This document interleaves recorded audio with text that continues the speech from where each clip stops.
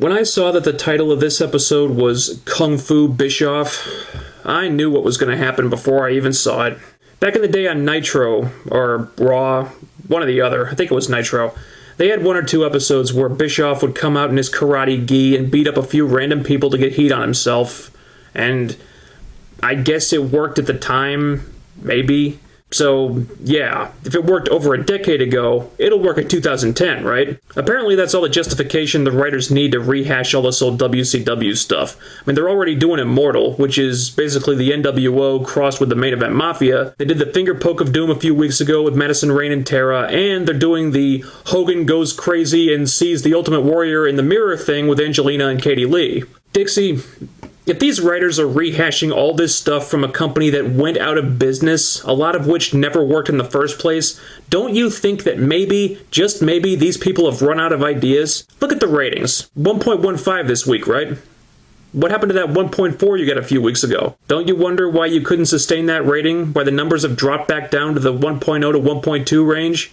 It's because the writing on this show is so counterproductive that it's turning viewers off because they don't like what they're seeing. Now, before I get to that, I need to mention the production thing again. This is really getting excessive now. Every backstage segment is shot in close-up. Every single one. There's no variation to any of it. The segment with EV2 and Fortune, if you just pulled the camera back, you could get all of them in the shot at the same time. But instead, you zoom in for a close-up on AJ, and then when someone else starts talking, the camera has to pan over really fast to get him in the shot, which means that for the entire segment, you've got the camera doing this.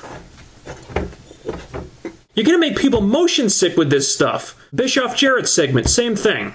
3D Machine Gun segment, same thing. I understand the style that you're going for here. WWE films their shows like Star Trek, you want to be Battlestar Galactica. I get it.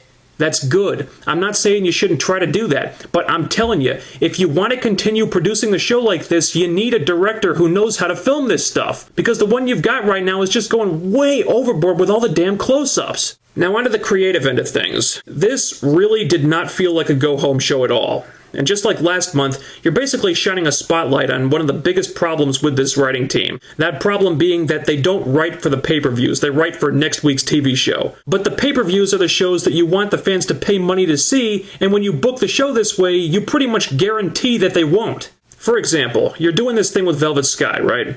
She has a match with Sarita, and she asks Angelina to stay in the back. Taz says she wants to get out from the shadow of Angelina and Madison. She wants to accomplish something on her own and prove herself as a singles wrestler, but she keeps getting pinned by Sarita, and she just can't seem to get a win on her. I actually don't hate this. You've got Velvet Sky, who's always sort of been acknowledged as the weaker member of the Beautiful People, and now she wants to step out on her own and prove that she's got what it takes to hang with the real wrestlers of the Knockout division, but she might have to come to terms with the fact that maybe she doesn't have the God-given talent to do that. That actually has potential. Done right, this could be an interesting story.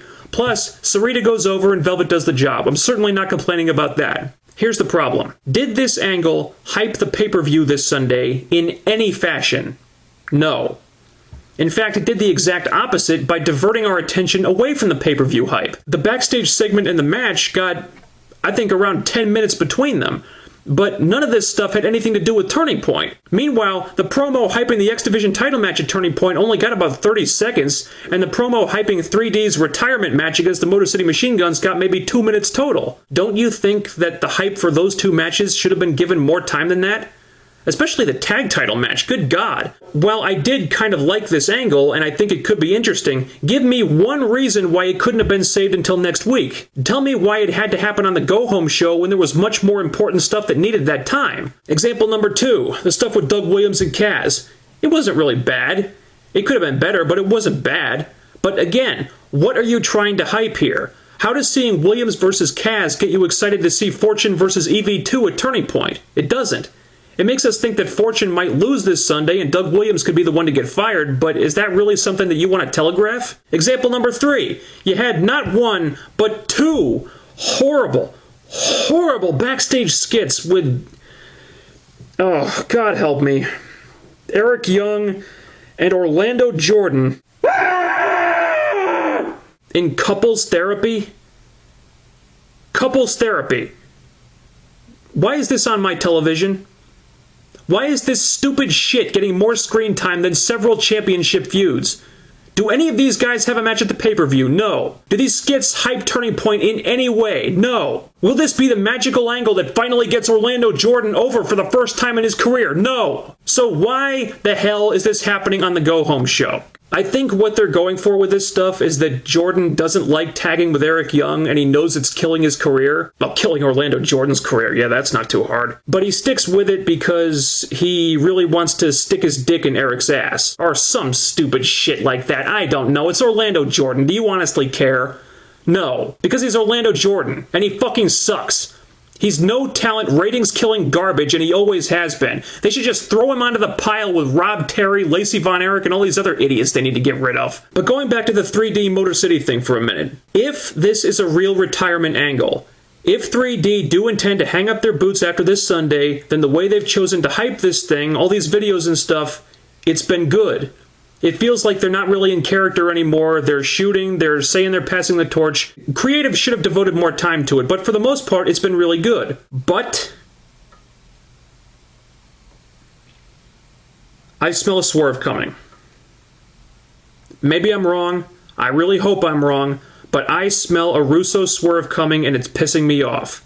I swear to God, if this whole thing is leading to 3D turning heel, stealing the tag titles, saying the whole retirement thing was just one big fake out, I will be livid. Because they will have basically taken a retirement angle that could have had a lot of meaning behind it and used that meaning to manipulate the fans' emotions and then throw it back in their faces going, ha ha, we fooled you. And that is absolutely something Vince Russo would do, and that's why I'm worried. As I said, maybe I'm wrong. I'll reserve judgment until I see what happens this Sunday. If there's no stupid swerves, if 3D put over the machine guns and bow out with some class, then I'll happily eat my words. But we know that they re-signed with the company. We know they're not going anywhere, and if that's the case, then why are they doing a retirement angle in the first place? I don't know. The whole thing is all very suspicious. Generally, this was not an acceptable go-home show. It didn't sell me on Turning Point at all. I like the Matt Morgan thing, that was cool, but he just feels like a place filler right now. He hasn't been built up whatsoever. The guy hasn't won a match in months. I mean, hell, just last week he got squashed by a mid-carder in 5 minutes, and now he's going to headline a pay-per-view and beat Jeff Hardy for the world title? No one believes that. TNA, no one believes that. It's stupid. For most of the matches on this pay-per-view, the build-up has been completely ineffective, and it really hasn't done a good job of putting over Immortal at all. I mean, you want to put Immortal over as a strong faction? I'll tell you what you do. Screw this multi-man tag match crap, alright? You give Jeff Hardy a strong, credible challenger, have him face the guy in a singles match. You have AJ defend the TV title against a worthy challenger in a singles match. You have Kaz face someone in a singles match. You have Beer Money face another tag team in a normal tag team match. You put them over strong, and that's half the card right there. But instead of that, you got Fortune feuding with EV2, but they're more focused on the dissension with Doug Williams, and they're also feuding with Matt Morgan. But Morgan's feuding with Jeff Hardy, who's been spending most of his time talking about Ken Anderson. Then there's the Pope, who says he wants to take the TV title from AJ, but then he starts to feud with Abyss. And then you got Jeff Jarrett, who's feuding with Kurt Angle and Samoa Joe, except Kurt's not on TV right now. I mean, you need a fucking Rosetta Stone to decipher this shit. Why does everyone have to be feuding with 10 different people at once? I'm not saying you shouldn't do layered storylines, but when person A is feuding with person B, they need to be focused on person B, not person C, D, E, F, G, H, I, J, K, whatever. That would be like if, from out of nowhere, Fourth Dimension Fool Killer suddenly decided to stop making my life miserable so he could focus more on Frank Stallone. Huh? What'd you say? Never mind.